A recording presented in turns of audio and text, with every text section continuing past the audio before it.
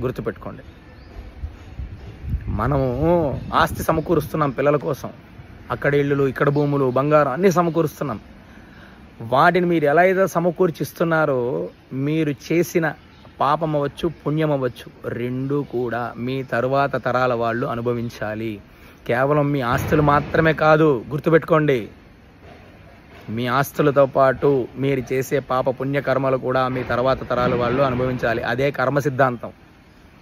గుర్తుపెట్టుకొని పుణ్యకర్మలు చేయండి, యజ్ఞయాగాలు చేయండి, క్షేత్ర దర్శనాలు చేయండి, సంతోషంగా గడపండి, ప్యూర్ హార్టెడ్గా ఉండండి. ఫస్ట్ మన ఆలోచన ధోరణిని బట్టే భగవంతుడు మన విస్తరలో పదార్థాలు వడ్డిస్తాడు. ఈరోజు మీకు యోగంలో ఉన్నారు కాక అన్నీ కలిసి వస్తున్నాయి, బ్రహ్మాండంగా కలిసి వస్తున్నాయి. అధికారం, అందం, పలుకుబడి, ధన కనక వస్తు వాహనాలు అన్నీ ఇస్తున్నాడు. కానీ ఎల్లవేళలా అలానే ఉండదు, గుర్తుపెట్టుకోండి.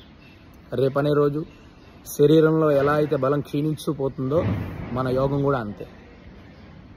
మన తరాల వాళ్ళకి, తర్వాత తరాల వాళ్ళకి భూములు, ఆస్తులతో పాటు పాప పుణ్య కర్మలు కూడా ఇస్తాం. మనకు తెలియదు. మనం ఆస్తులు మాత్రమే లెక్క పెట్టుకుంటాం, పాప పుణ్య కర్మలు భగవంతుడు లెక్క పెడతాడు.